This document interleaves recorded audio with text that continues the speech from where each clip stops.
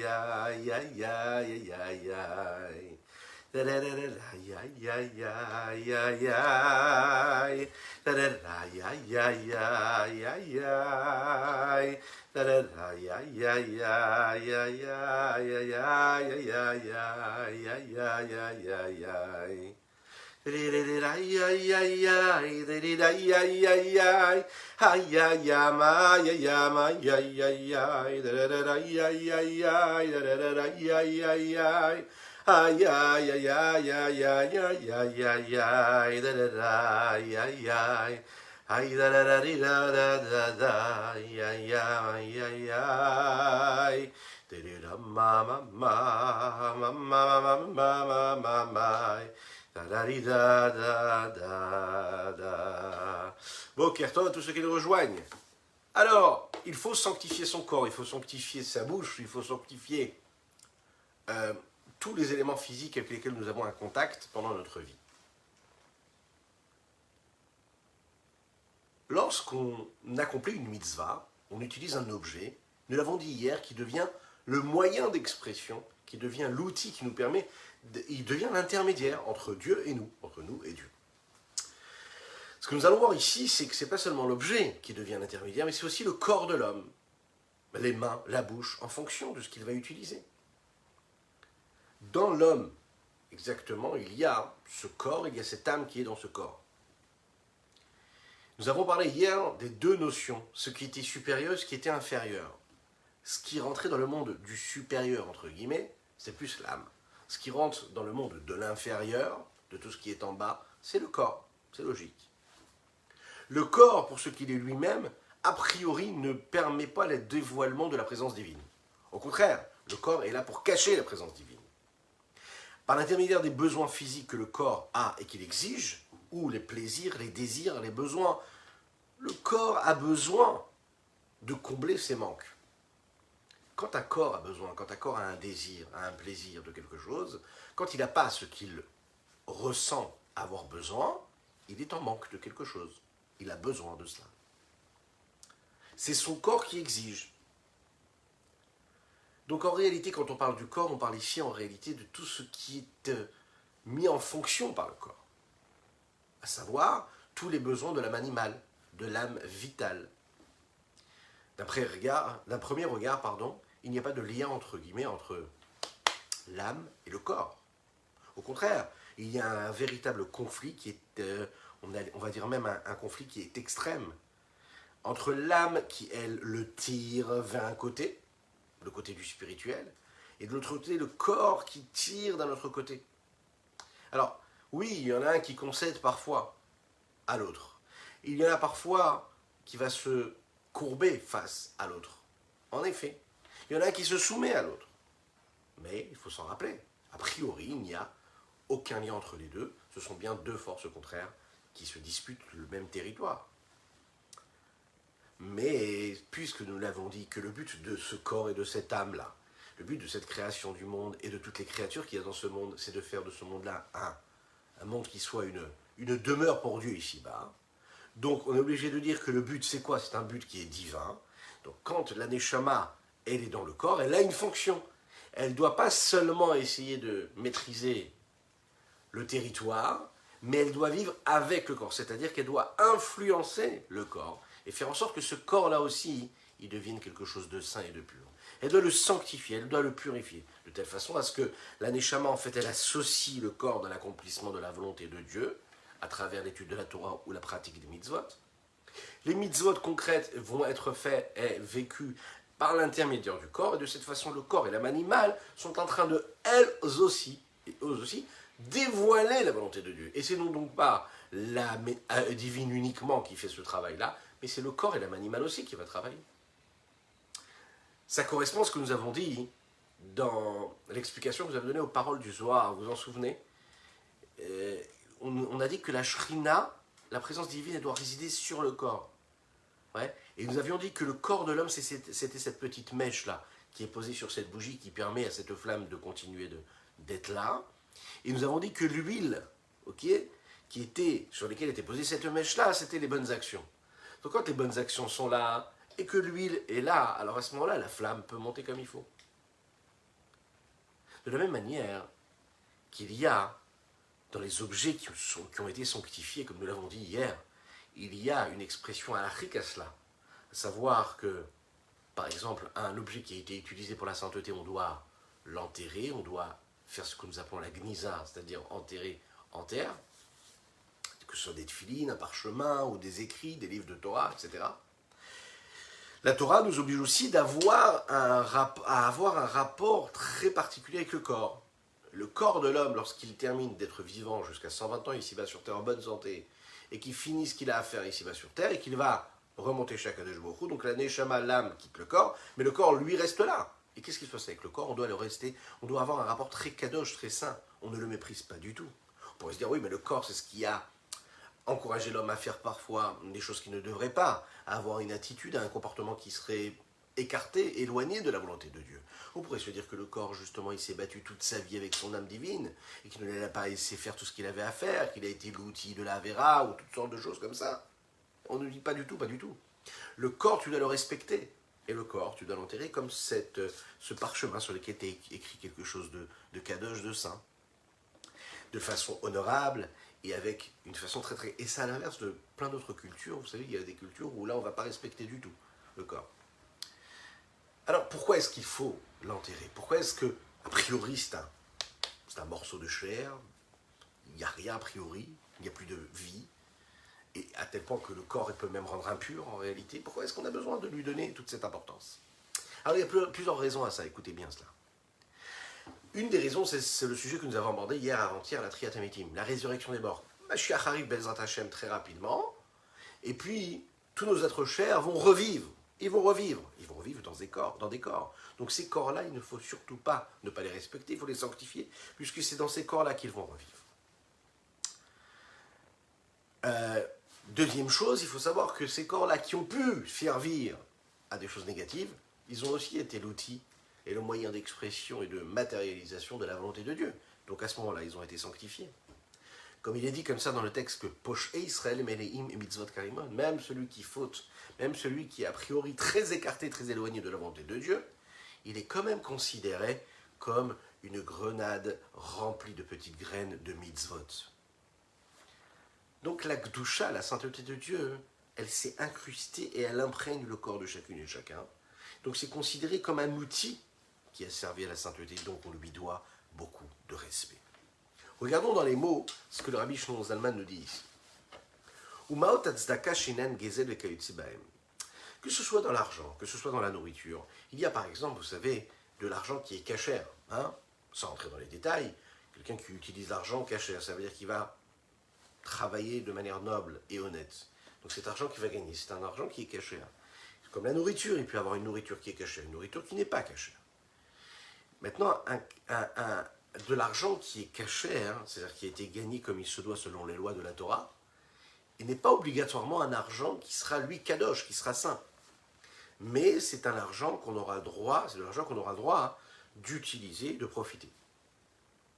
C'est la raison pour laquelle on pourra même faire une mitzvah avec cet argent-là, parce qu'il est caché. D'un autre côté, une personne qui vole, que Dieu nous en préserve, et qui gagne de l'argent en faisant ce vol-là, on n'a pas le droit d'en profiter de cet argent-là. Encore moins de faire une mitzvah avec, et on ne peut même pas l'imaginer, le sanctifier et l'élever, puisque c'est de l'argent qui n'est pas honnête. De cette façon-là, on peut comprendre comment est-ce que la halakha, la loi juive, elle fixe des choses et elle nous dit comme ça. Que si la Torah te dit que ça c'est permis ou ça c'est interdit, c'est de cette façon-là que tu fixes et que tu donnes une essence à cet élément-là. Si c'est permis, alors il y a une forme de réparation et il y a une forme de bonification et de sanctification qui va être possible, parce qu'à la base, c'est un réceptacle qui est propre. Tu vas pouvoir l'élever, tu vas pouvoir le sanctifier. Si maintenant, pour quelque raison que ce soit, c'est pas considéré comme de l'argent propre, de l'argent qui est caché, alors à ce moment-là, tu ne pourras pas le sanctifier. Donc l'essence même de cet objet pourra évoluer en fonction de ce que la Torah va en dire. Ve'arshav, et maintenant, quand on fait une mitzvah, Shumekayem ba'em mitzvat Hashem uretzano, quand il accomplit la volonté de Dieu, et sa volonté, et ses mitzvot, ses recommandations, la vitalité qu'il y a en eux, eh bien, s'élève et se laisse complètement élever et consumer et complètement pris dans la lumière de l'infini du Saint béni soit-il. Pourquoi? Parce que c'est la volonté de Dieu qui est habillée, cet objet-là, qui lui, a priori, est arrangé du côté de la klipat noga, c'est-à-dire il est permis, il est caché, il est permis. C'est de l'argent qui a été gagné de manière propre, mais tu as la possibilité de l'utiliser ou pour le bien ou pour le mal. Donc c'est noga, c'est neutre. Ok. Quand tu vas faire cette mitzvah-là, et que tu vas le libérer parce qu'il est moutard, il est permis, moutard melachon, les attire, c'est-à-dire que tu peux délier quelque part cet objet-là, et le libérer de cet enfermement dans lequel il aurait pu être, et tu peux l'élever au rang de la sainteté, tu le libères en faisant cette mitzvah-là, en utilisant la vitalité et le potentiel de vitalité qu'il y a dedans. Tu libères la gdusha, la sainteté qui a été cachée, comme qu'il y a dans chaque chose, dans chaque élément, parce que c'est une vitalité divine. Tu la fais sortir du domaine de la clipa, de l'écorce, et tu l'élèves vers sa racine, vers sa source première, qui est une source de gdusha, de sainteté, afin qu'il puisse s'attacher et s'inclure dans son essence même, qui est l'essence de la gdusha, la lumière de l'infini du Saint béni soit-il. La vitalité qu'il y a en eux, elle monte. Le Ravadin Eben Israël ici nous fait remarquer qu'ici, c'est pas l'objet qui s'élève, mais c'est la vitalité qu'il y a dans l'objet qui va s'élever et qui va le transformer en quelque chose de saint. L'argent elle-même, par exemple, qui va être donné à la tzedaka, à la charité, c'est pas l'argent qui s'est transformé qui est devenu kadosh. Ce qui change, c'est le potentiel de vitalité qui a été investi. L'énergie de sainteté qui s'est posée sur cet argent-là, qui maintenant se libère et qui monte vers la Gdusha, c'est ça qui s'élève et qui se sanctifie. Le hétrog, qui a été utilisé pour faire la mitzvah du loulav pendant la fête de Sukkot, a priori, il est comme tous les autres fruits de cet arbre-là. Si on regarde un petit peu au niveau chimique et botanique, Il est le même que les autres. Il est le même avant d'avoir été utilisé pour faire une mitzvah avec, et le même après avoir été utilisé pour faire la mitzvah. Il y a seulement le potentiel de vie et d'énergie qui s'y trouvait au moment où j'ai fait la mitzvah, qui a été sanctifié, élevé, et été élevé au rang de la Gdusha, de la sainteté, de la volonté divine. Mais achar she'en sham bechinat ester panim klal de'asteroïd barer, puisque dans la volonté divine qui s'habille dans cette mitzvah, il n'y a plus de voile, puisque c'est la volonté de Dieu, que ce soit en bas comme en haut. Qu'est-ce que cela veut dire? Bien que l'homme soit lui et ne puisse pas comprendre, dans l'impossibilité, il ne puisse pas comprendre comment est-ce que la volonté divine transparaît cette vitalité qu'il y a dans cet objet, ou dans ce fruit-là que je vais utiliser pour la mitzvah, dans ce étrog, ou bien dans cet argent-là que je vais donner à la tzedaka. Dans son essence et dans son intériorité, il peut avoir un rapport réel avec la mitzvah. Parce que la mitzvah, c'est l'expression même de la volonté divine. Dans son existence, cette expression-là, bien qu'elle soit habillée dans des façons d'être, des façons dans une composition physique et matérielle, eh bien, il ne se voile pas, comme on pourrait l'imaginer, mais il se dévoile au moment où on va l'utiliser comme il faut. La même chose ici, il dit dans chaque action que nous faisons, il y a deux ingrédients qui le constituent. C'est quoi? Il y a l'objet même avec lequel nous faisons la mitzvah, et il y a l'homme qui fait la mitzvah. Il y a les mitzvot qui sont faits même par le corps de l'homme. Ça on le sait aussi. C'est le corps de l'homme lui-même qui devient l'objet de la mitzvah. Mais ça on verra juste après. Juste avant, on nous a expliqué comment est-ce que la mitzvah a permis un lien direct et une association entre l'objet, par exemple les tefilines et l'ordre d'Akadosh Baruch Hu de mettre les tefilines et d'avoir cette kavana où on met les tefilines de s'attacher à Dieu par exemple, ou bien le etrog, qui lui provenait de l'écorce de naga qui est constituée du bien et du mal en fonction de ce qu'on va en faire et de la façon avec laquelle on va s'en servir. Et là, le Rabbi Shlomo Zalman nous rajoute aussi encore autre chose. Il nous dit que même le corps de l'homme qui est en train de travailler ici, qui est en train de faire cette mitzvah-là, l'âme vitale qui est en train d'accomplir cette mitzvah-là, qui elles aussi viennent de cette écorce de noga, Humit la beige gamken baasiyazo, est en train de s'habiller au moment de cette action-là, avec Veolé me'aklipa, il s'élève, il se détache de l'écorce, Venichlal bigdushat mitzvah, et il s'inclut dans la sainteté de la mitzvah, Shir et Sonoïd Baer, qui elle est quoi? C'est l'expression de la volonté du Saint béni soit-il, ou Batel Beor Insof Baruchu, et elle s'annule dans la lumière de l'infini du Saint béni soit-il. Lorsqu'on fait la mitzvah, alors le corps de celui qui fait la mitzvah, et la vitalité qui lui permet de faire cette mitzvah-là, eh bien s'attache à cette action-là, et s'attache donc au dévoilement de la volonté du Saint béni soit-il. À ce moment-là, le corps, l'âme vitale, s'élève et se détache de la clipa et s'attache et se colle véritablement, imaginez un petit peu ce que ça veut dire, à la volonté de Dieu, et elles sont éclairées et donc annulées complètement par cette lumière infinie du Saint béni soit-il. Vigam bemitzvot, Talmud Torah, ou Kriyat Shema, ou Tfila vekayotze bahem. Et c'est ce qui va se passer également quand on va faire la mitzvah d'étudier la Torah. S'asseoir, prendre un livre, étudier la Torah, écouter un cours de Torah, travailler cette étude-là, cet investissement-là. Quelqu'un qui va lire le Kriyat Shema, qui va faire une tefila, qui va dire des mots de Torah. Et c'est des mitzvot a priori qui sont accomplis par la pensée de l'homme, précisément, ou bien par la parole de l'homme, et non pas par l'action. Donc, comment est-ce que je peux concrètement me connecter à Akadosh Baruch Hu avec autant de force quand je suis juste dans le domaine de la pensée et de la parole? Ce qu'il faut bien savoir, c'est que la kavala de base, l'intention première, la direction de pensée que je dois avoir lorsque je fais une mitzvah, c'est de faire la volonté de Dieu. Alors oui, je matérialise ça par un acte concret, ok? Maintenant, si je dis des mots de Torah et que j'ai réussi au moment où je dis ce mot de Torah à penser à Dieu, eh bien je m'élève de la même manière si je pense bien à Dieu, c'est-à-dire que je pense vraiment à m'inclure de la volonté de Dieu, à m'élever, à me sanctifier à travers cette pensée que j'ai eue. Je m'élève à un bon niveau, et c'est la même chose avec la parole.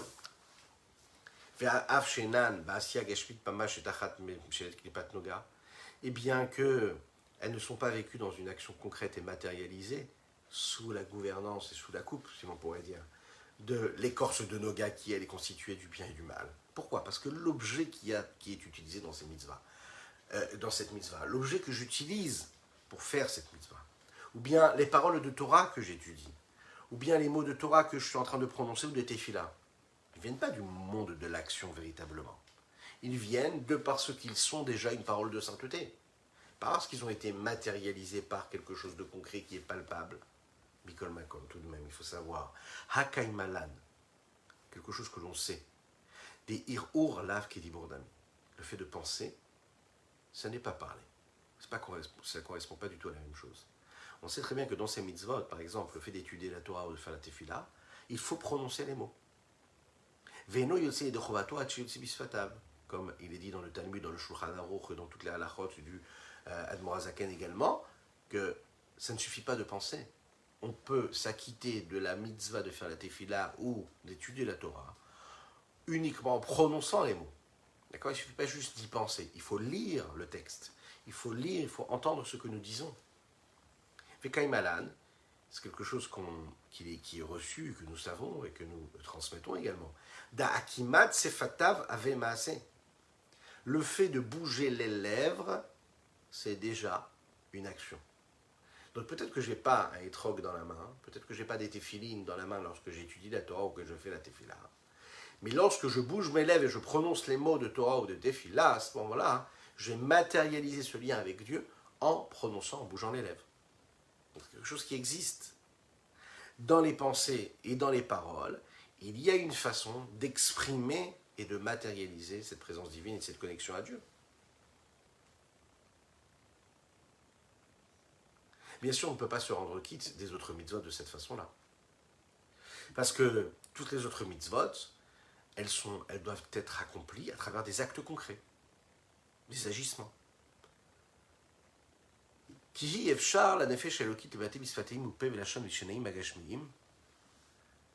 La raison pour laquelle l'âme divine, elle peut exprimer à travers ses lèvres, à travers sa bouche, à travers sa langue, ses dents physiques, qui sont en réalité les cinq éléments qui nous permettent de former et de formuler un texte, une parole, ça correspond à quoi? Eh bien, ça inclut les lèvres et la bouche, la langue et les dents, la gorge et le palais, ok? C'est ce qui nous permet de formuler. Donc ça veut dire que pour dire un mot de Torah, pour dire un mot de Tefillah, j'ai besoin d'utiliser quelque chose qui est très physique, corporel. Les moyens vitaux qui m'ont été donnés. Je ne peux le faire que parce que j'ai ces membres du corps. Ça veut dire, l'âme divine, elle n'a pas de lien direct avec le corps physique. Le seul rapport qu'il y a entre le corps physique et matériel et l'âme divine, c'est l'intermédiaire qu'a l'âme vitale, cette énergie vitale qui est habillée dans les corps de l'homme. C'est la raison pour laquelle l'âme divine elle-même, elle ne peut pas étudier toute seule, elle ne peut pas prier toute seule. C'est précisément de la même manière qu'elle ne peut pas non plus accomplir une mitzvah toute seule.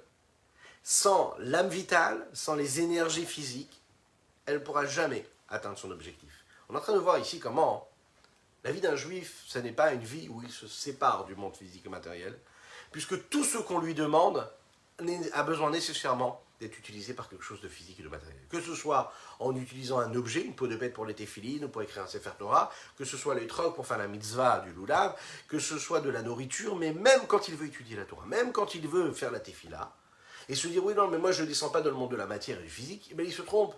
Parce que même pour prononcer des mots de Torah, il a besoin d'une vitalité qui est vitale, qui est quoi? Régie par un corps physique. Lorsqu'il veut prononcer des mots pour étudier la Torah, il a besoin de ce corps-là. Donc, l'âme vitale, elle est là pour permettre à l'âme divine de se connecter à cette mitzvah que Dieu lui a donné. C'est elle l'intermédiaire de tout, pour tout, tout le temps. Et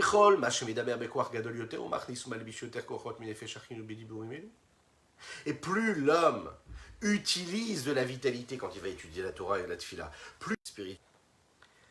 C'est ça qui est écrit dans les textes de David Ameler dans les Télim. Il dit comme ça, l'expression même de dire que tous mes os vont dire quoi? Vont dire et vont glorifier Akadosh Baruch Hu. C'est David Amelech, le roi David, qui le dit. Qu'est-ce que ça veut dire?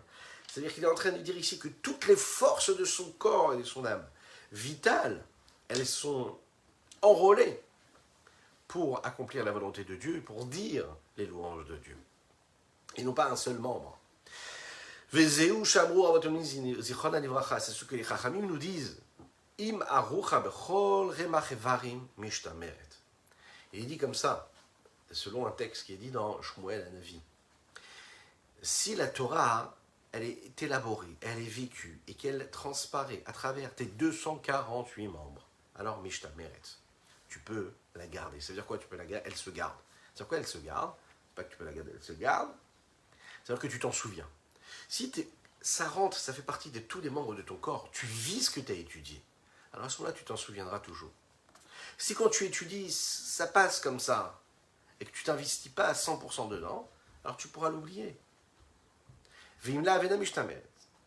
Plus ton lien avec cet élément de sainteté que tu es en train de prononcer est profond, c'est-à-dire non pas seulement les forces de l'âme, mais aussi les forces du corps, tu crées un lien, un ancrage sensoriel, émotionnel, intellectuel, réel, physique avec ce que tu es en train d'étudier, alors à ce moment-là, tu t'en souviendras toujours.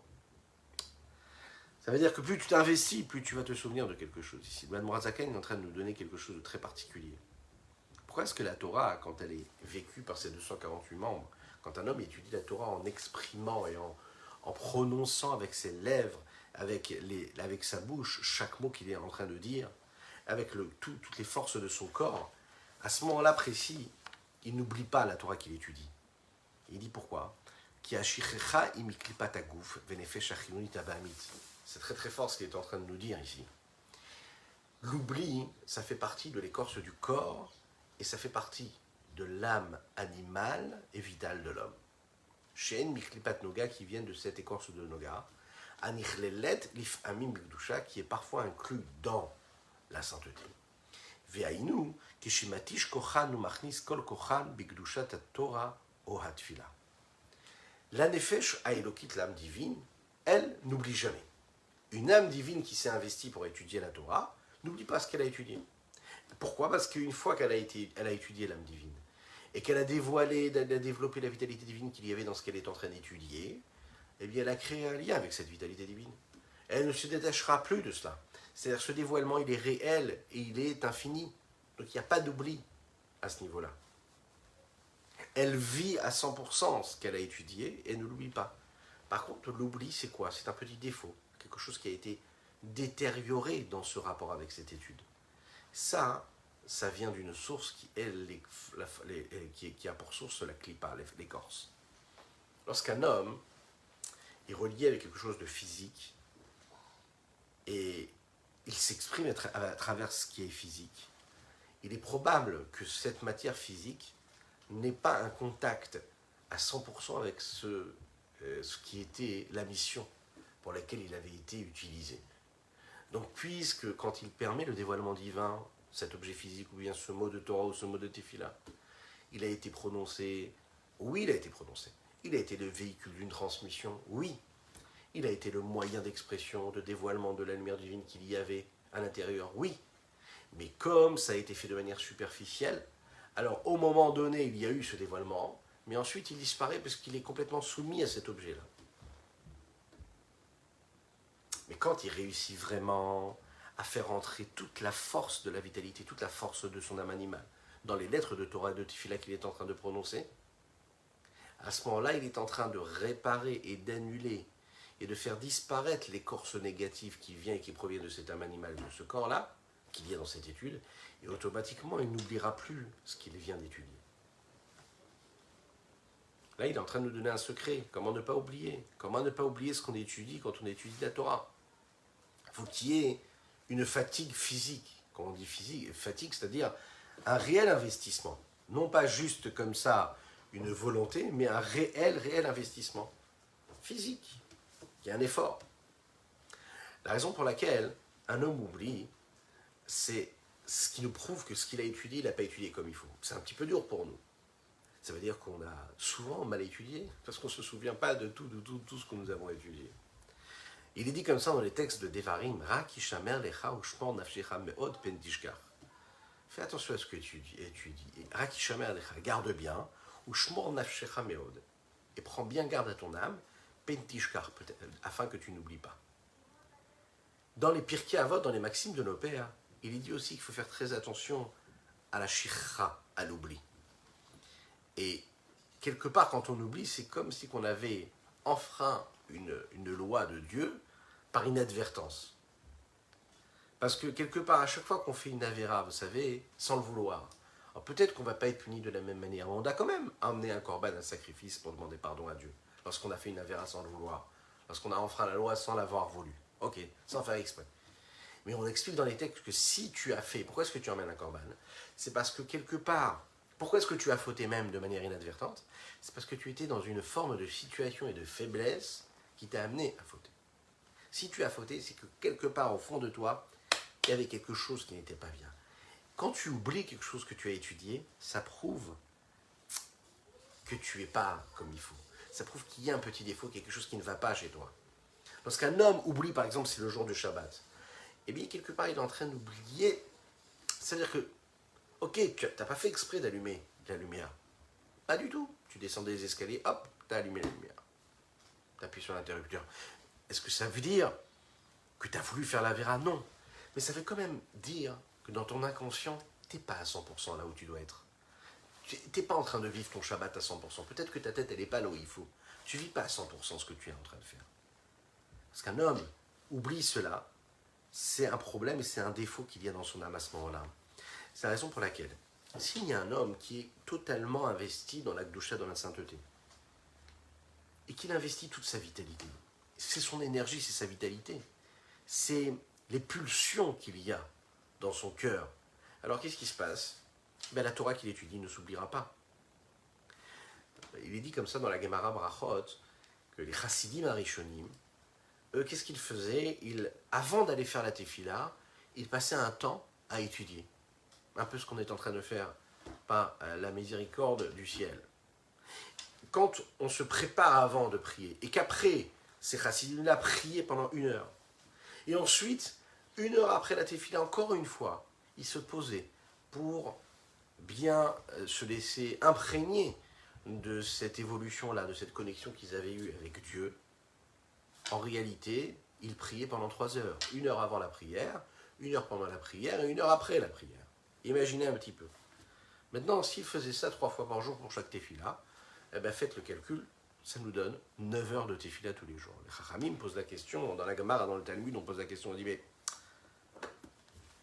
s'ils priaient pendant 9 heures par jour, combien de temps leur restait-il pour étudier la Torah? Et a priori, la Torah, il faut qu'elle soit étudiée.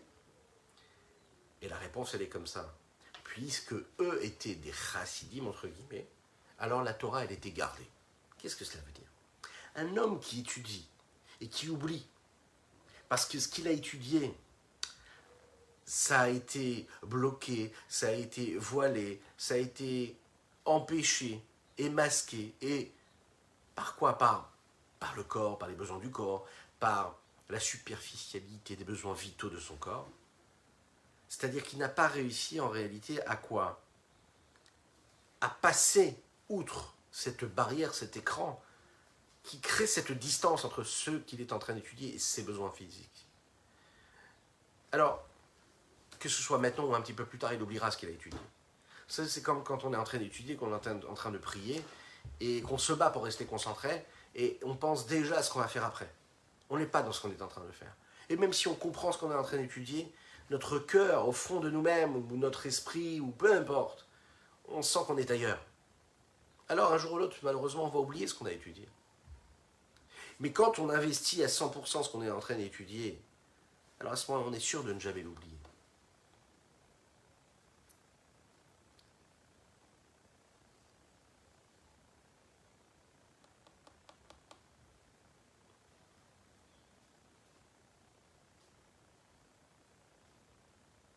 C'est l'histoire d'un homme qui est parti voir, qui est en train de parler avec un de ses chassidim qui était un très très grand érudit, Et il lui a demandé comme ça, il lui a dit, regardez, il a demandé à son maître, il lui a dit, voilà, j'ai étudié la Gemara il y a quelques jours, et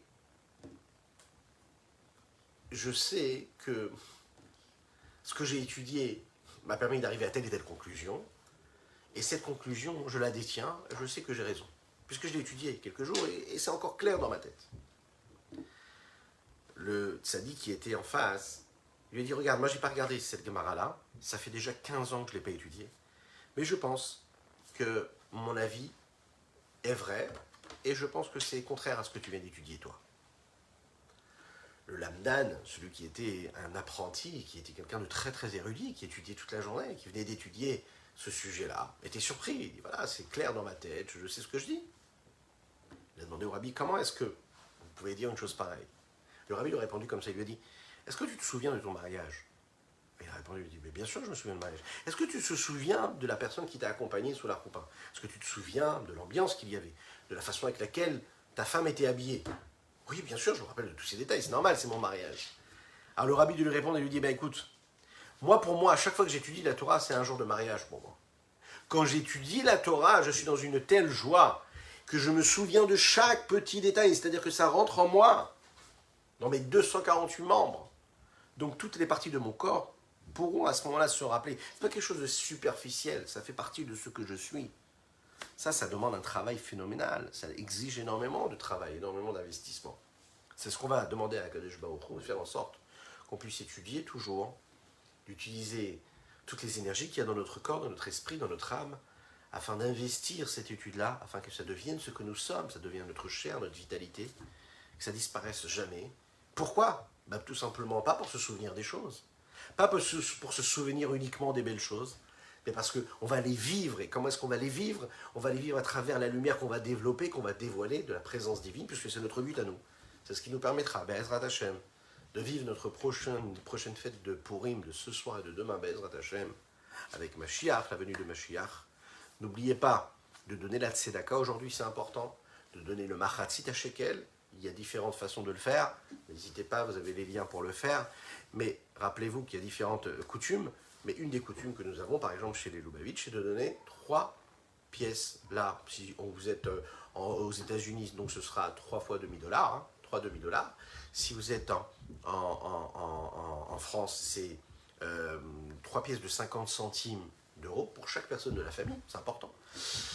Puis si vous êtes en Israël, 3 demi-shekel, hati shekel, voilà, machatzit à shekel. Après, il y a d'autres coutumes, il y en a qui donnent la valeur en fonction de l'argent, chacun fait comme il a l'habitude.